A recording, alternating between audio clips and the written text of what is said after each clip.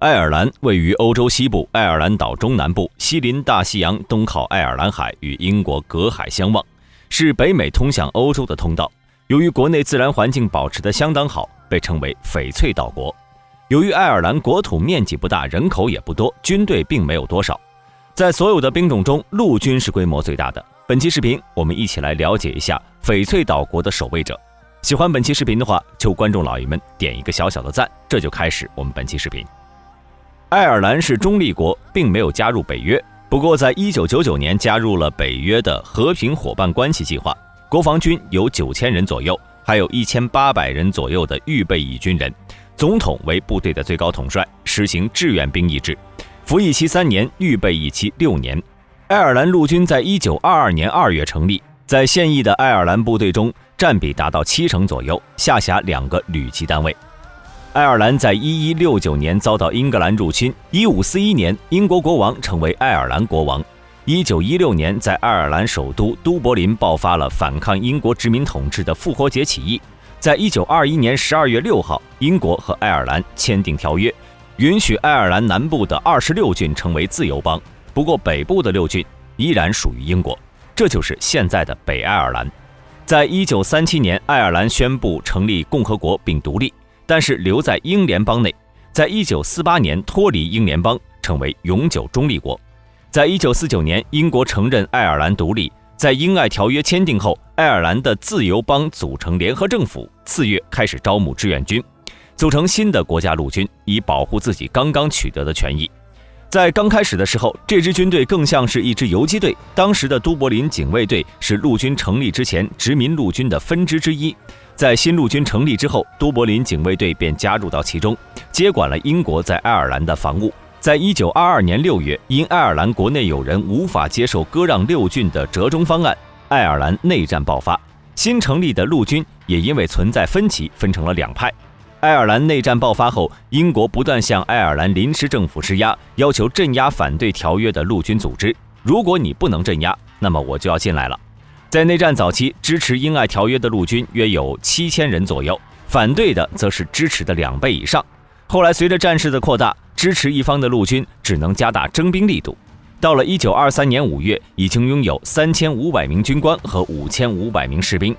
在招募新兵时，国家陆军为了避免出现乌合之众上去就送死的情况，都是优先录取有在英国服役经验的人员。有些军官甚至在英国陆军高层中担任职务。在我们上面说的人数中，军官有1/5参加过一战，士兵有1/2参加过。兵力上的增加，再加上英国政府的支持，提供各种武器弹药，支持条约的国家陆军很快取得了内战的主动权，将反对条约的一方打得连连吃瘪。反对条约的陆军在被打散之后，在各地展开游击战，负隅顽抗。后来弹尽粮绝，在1923年4月要求停火，5月战争结束。随着战争的结束，爱尔兰国内重获和平，大规模的国家陆军对于爱尔兰来说已经没有意义了。如果再这么维持下去，这么大的开支谁又负担得起呢？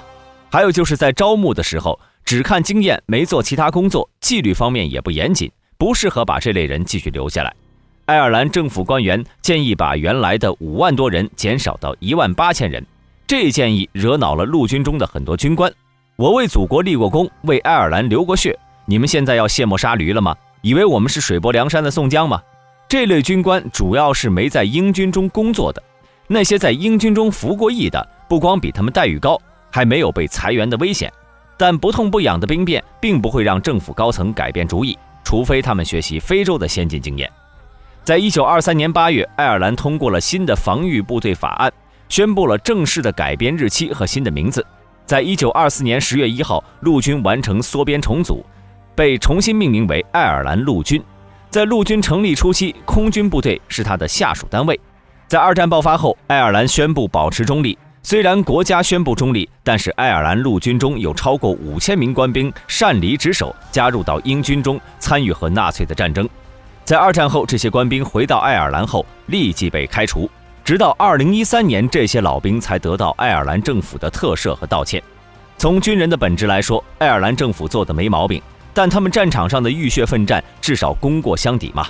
爱尔兰能中立，还是靠他有个好邻居把纳粹挡住了，不然小胡子拿下英国打爱尔兰，不是手拿把攥。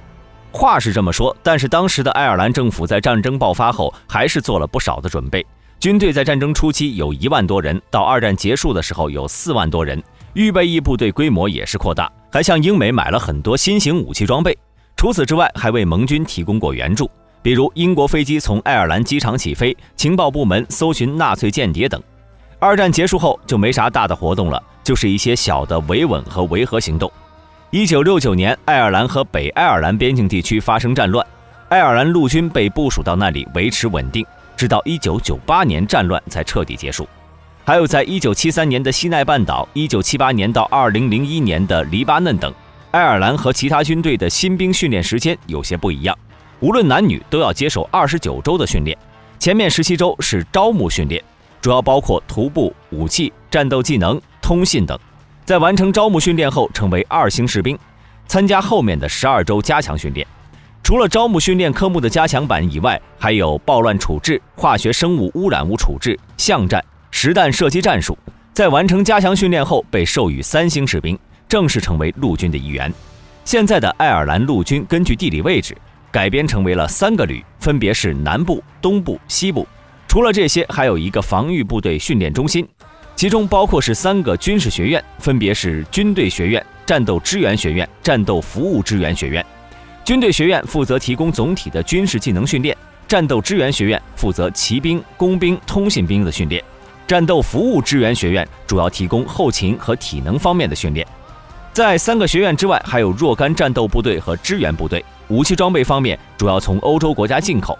在建立初期，使用里恩菲尔德步枪作为制式武器，这是爱尔兰陆军服役时间最长的制式武器，直到1960年才换成了 FN-FLA 步枪，直到1989年才再次更换为斯泰尔 AUG， 成为爱尔兰陆军新的制式武器。手枪的制式武器是 HK 的 USP 9毫米自动手枪。狙击步枪使用的种类稍微有些多，比如 AWM 等。榴弹武器包括 M72HE， 发射器有 M203 40毫米榴弹发射器，可以装备在 AUG 突击步枪上使用。此外还有 HK 的 GMG 榴弹发射器，不过仅限骑兵和陆军突击队使用。